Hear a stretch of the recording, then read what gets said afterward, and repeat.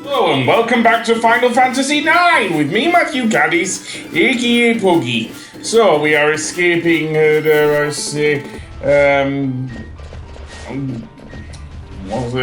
desert palace, and seemingly, even though he's in an incomplete airship,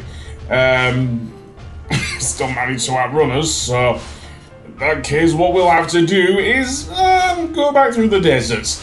Yeah, thankfully there is a convenient rope ladder here, which we can unfurl if we can find the wheel and everything. There we go.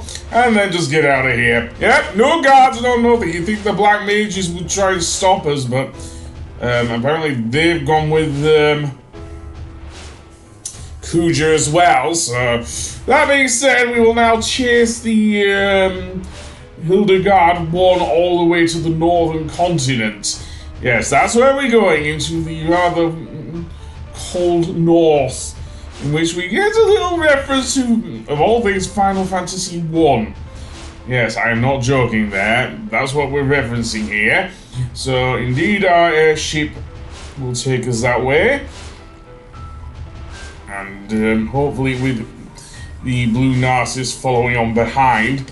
It helps that for once the Hildegard one is very slow, so yeah, it's easy able to keep up with the things the Blue Narcissus. So the northern continent is very, very cold, or lost continent even. Thankfully there isn't Sephiroth sleeping here. Oh no, and the only other thing of note, although it will become somewhat important for later, for now we are just tracing weird looking structure. That would be yes, there is something beyond there, believe it or not, is Mount Gulug. Now anyone who's played something, I don't know if it's the first Final Fantasy or not, but we will see in this episode anyway. But yeah.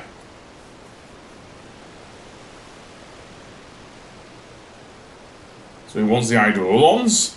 I don't know why he wants the Eidolons.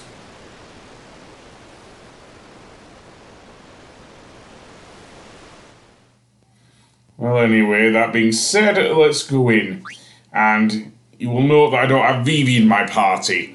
That will mean he will force himself in, but more on that in a moment. For now, I'm going to save and then go straight in, because, yeah, and to be honest, switching over my equipment is probably not a good idea here because of what happens next. I don't know why I'm putting Dagger in the front. She's our Black Mage, and I don't want to switch anyone else's position yet. So where we're heading is for that structure over there, which kind of looks like the Colosseum from, dare I say, Hailfire Peaks in Banjo-Tooie. Interestingly, I don't know if that did have an icy side as well, so works. Anyway, here we have our first enemy, these giant floating manta ray sort of enemies. And being an ice area, of course, they use ice magic. Unfortunately, unlike with Final Fantasy VII, we cannot do the whole switch around our position trick. We have to adhere to sit ambush, it seems. So that being said, yeah, the other problem is that they can inflict trouble on you. We already kind of saw it earlier in Fossil Rue. Trouble is a status ailment which causes other party members to take a small portion of the damage you do. Again, that's why you probably do want a few anointments to deal with these guys. There we go. One left. And with that, we can go on, I guess.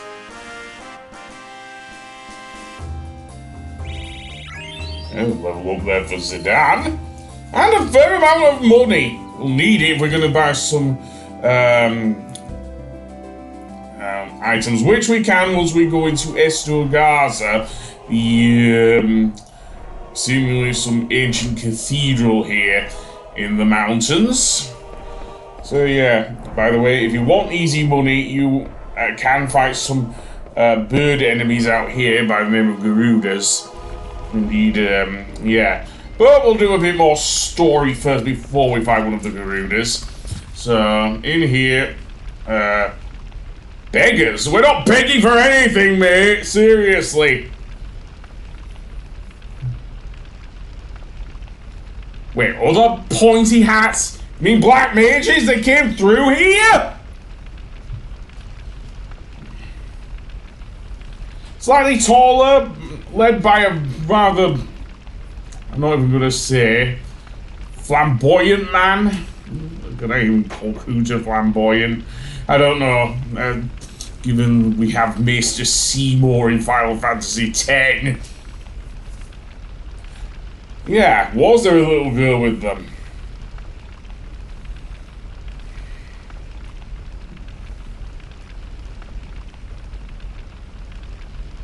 What? Do they believe in, like, spirit energy as well? Leave that one for later, folks. Yeah, did they have a black mage with them? I was just following orders, in other words.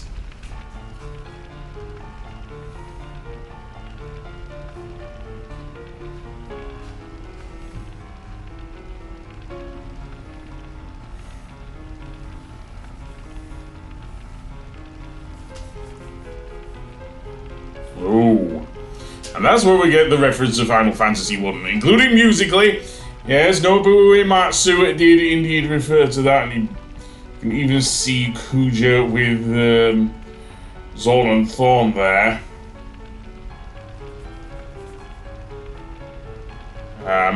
That's strange. That mean Kuja is immortal?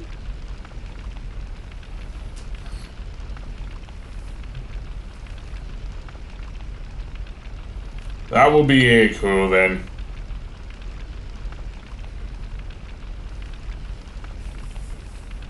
And Vivi is going to join your party here, so you'll have to replace one of our current party with him. So who is it going to be? Let's see. Well, I do want to heal, so Dagger and Steiner. Sorry, Amaranth, you're going to sit this one out, mate. If you head to the right, by the way, you'll come across an item shop which does sell weapons here. So yeah, including the Octagon Rod, which will teach Vivi his third tier spells. Seriously. It is a really good weapon for him. And I can't believe I overlooked it the first time I played Final Fantasy 9. Sorry, Final Fantasy 9. But anyway, that being said, there's only one thing I'm going to do else in this video besides comment.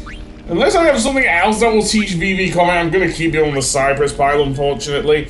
Which is a damn shame because there are some really strong enemies. If you remember back in Final Fantasy 8 when we were with Laguna in the mountains, you remember fighting the Ruby Dragons? Well, they're back and they're even more annoying in this game than they are in the last one, but we'll get to that. For now, I am going to go back outside and indeed go to the Moogle. Yes. Let's see, Modrika. Apparently she received a thing.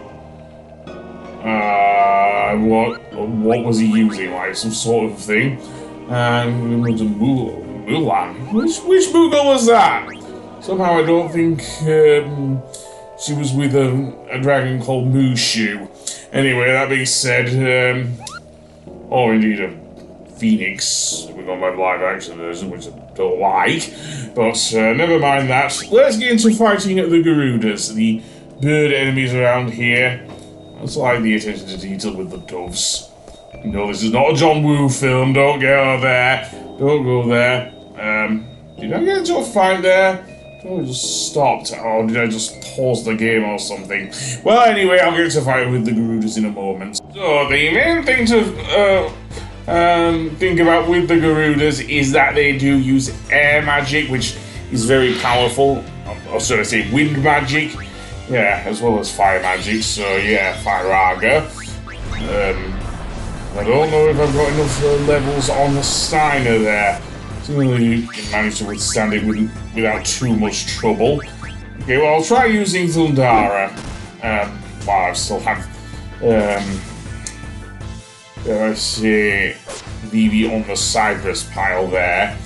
Let's see how much Thunder Magic does. Not bad. I'm gonna say that.